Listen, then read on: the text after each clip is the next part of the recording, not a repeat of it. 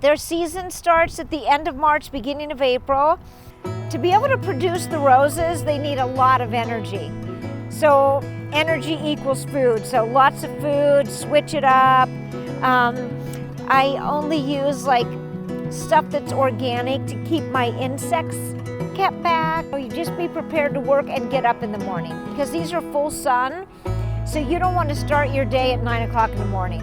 That is like, your day's almost over by 9 a.m. if you're a rose farmer because you need to get in here, get things harvested, water, and that kind of thing. Okay, so for our zone here, I prune once a year.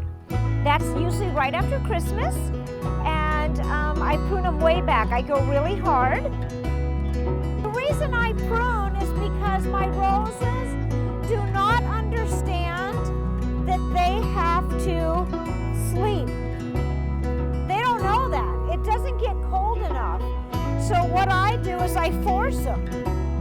I force them to sleep by cutting them back. 1, 2, 3, 4, 5, and just cut there.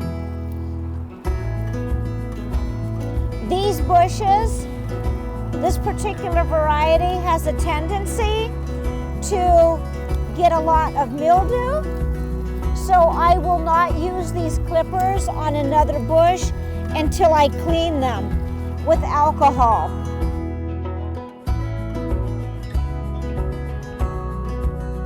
I use a top dressing. They like a lot of nitrogen. Epsom salts, I use vermicompost, stuff like that. I just mix it up. I feed all the time.